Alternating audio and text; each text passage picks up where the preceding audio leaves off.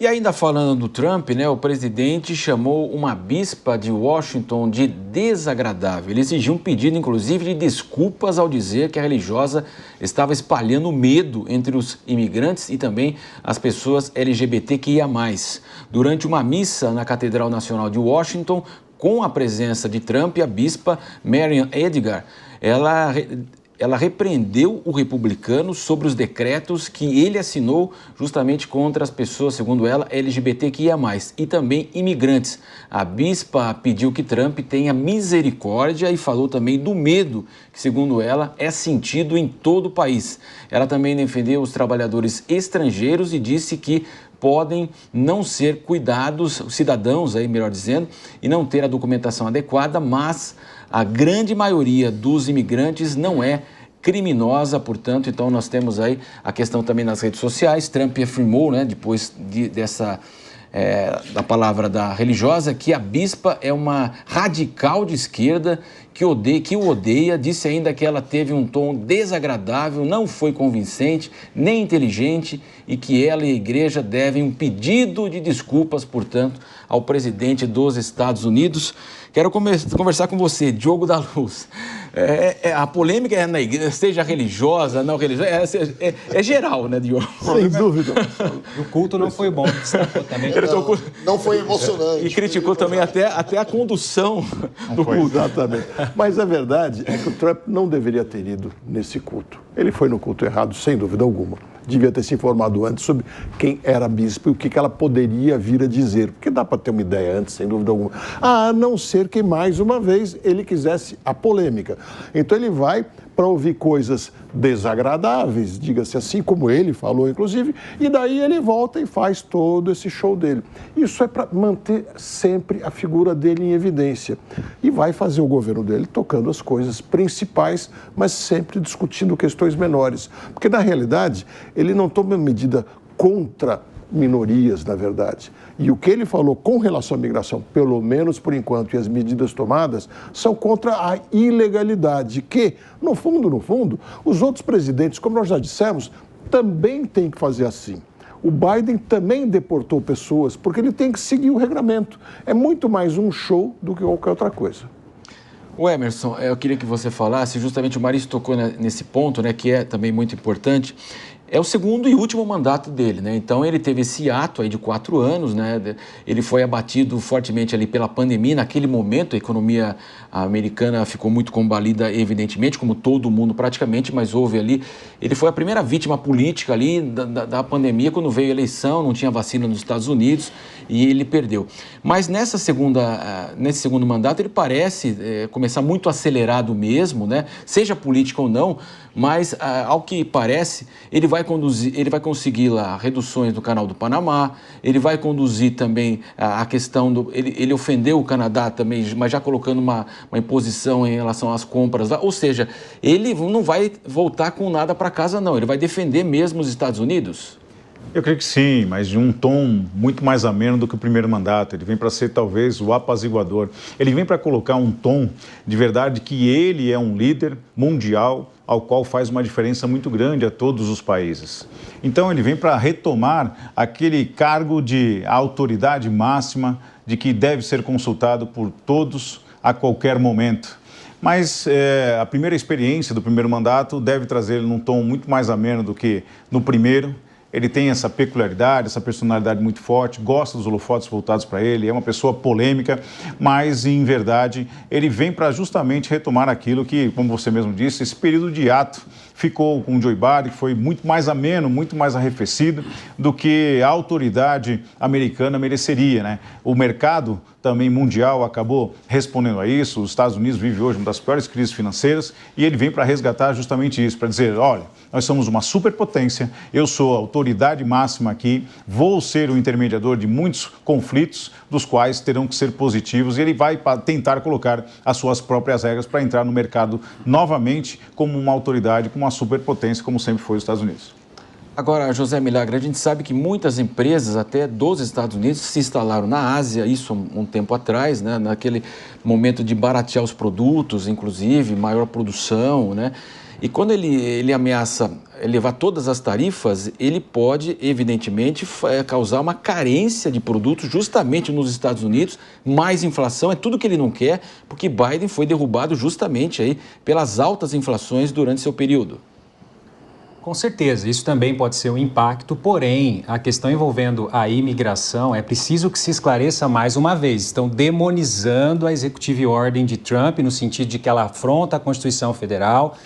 E a emenda 14 deixa claro que é cidadão naturalizado que esteja sob a jurisdição. É esse vírgula que está gerando um impasse jurídico, porque se você está ilegal, você não está sob a jurisdição. Essa bispa, ela teve a infelicidade de fazer um discurso de que aqueles que lavam nossos pratos, aqueles que limpam nossos jardins, aqueles que dirigem para nós, não são criminosos. Ora, quem está dizendo aqui que o Trump classificou essas pessoas como criminosos?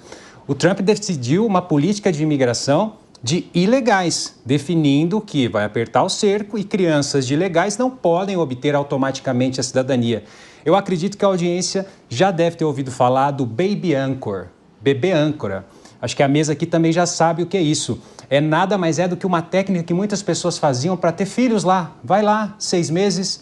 e tem um filho, o bebê âncora, ele te traz segurança, o que se chamou também de turismo de parto, né? Existem aí agências obscuras que fazem turismo de parto, ou seja, tudo esquematizado para você ter um filho lá. Com certeza você já ouviu falar sobre isso. É isso que ele está na sua autonomia, eleito democraticamente, sempre manifestou quais eram os seus ideais, o que ele ia fazer, impondo. Só que o que me causa estranheza é que o discurso da bispa ganha relevância em muitos portais, mas ninguém coloca que essa mesma Executive Order, ela criou a importação de cérebros. Vai ficar mais fácil para você que tem graduação, especializações, atua na área de tecnologia, de ter o seu green card. Por quê? Eles precisam de mão de obra, mas mão de obra qualificada, ligada à inovação e tecnologia, e esse mesmo decreto da imigração também faz essa menção de novos critérios para atrair tecnologia. Assim como a Índia já foi muito para os Estados Unidos, importa cérebros, a China, talvez o Brasil também possa ingressar nesse rol de países que exportam mentes, cérebros por meio da tecnologia.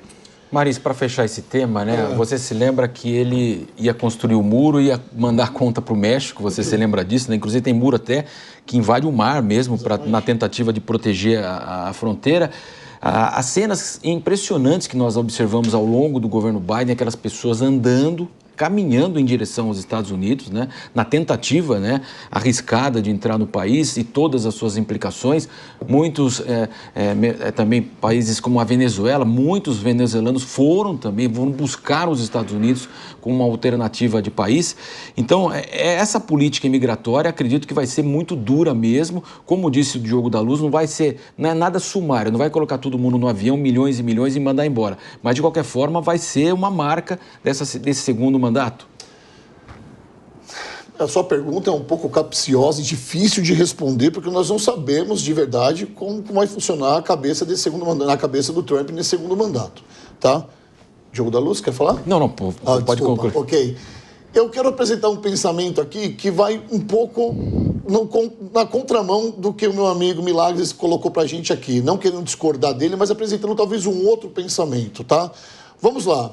Eu não vejo nada demais no discurso da bispa. Eu acho que está muito mais atrelado a um comportamento narcisista do atual presidente dos Estados Unidos, Donald Trump, que não gosta de ser contrariado, que quer que todas as pessoas lutem pelas suas causas e digam amém para todas as suas decisões. Uma bispa com 65 anos, e aí fazendo aqui uma referência ao que o Diogo disse aqui no começo da sua interpretação, que o Donald Trump não deveria ter ido lá nesse culto religioso, mas como é que se quebra uma tradição? Nos Estados Unidos, não se quebra uma tradição. E é tradição, na primeira semana, no início da posse do presidente, ter essa que eles chamam de cerimônia interreligiosa na Catedral Nacional de Washington. E essa bispa, ao longo do seu conhecimento, aos 65 anos, foi a principal responsável por isso acontecer. Muito bem. Como uma bispa, ela está muito mais preocupada com as vidas que vão ser deportadas ali do que com o green card ou com a legalidade de documento. O serviço burocrático para ela pouco importa. quando ela faz o discurso de ter misericórdia sobre essas pessoas, são pessoas que estão lavando pratos, estão trabalhando nos jardins de mansões há mais de 20, 15 anos e que não está ali com o seu estado regulamentado, não está regularizado nos Estados Unidos.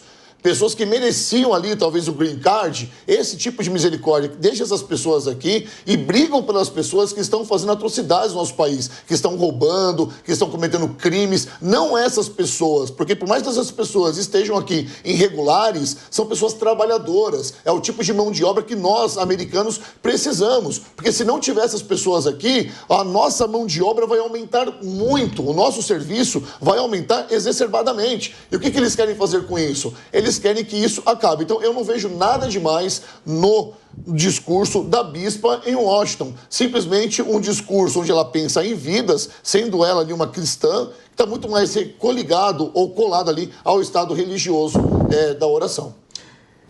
O Diogo da Luz quer complementar e a gente observava as imagens, né? Enquanto ela falava, né, ele já fazia aquela cara. Assim, ele não escondeu que não estava gostando, ele fazia. Diogo, você queria complementar, por favor? E certamente ele sabia que estava sendo filmado, né? E por isso fazia isso para fazer o show dele. Mas o que eu fico pensando aqui, enquanto todos falavam, é o que é uma democracia sólida de verdade como a americana, né?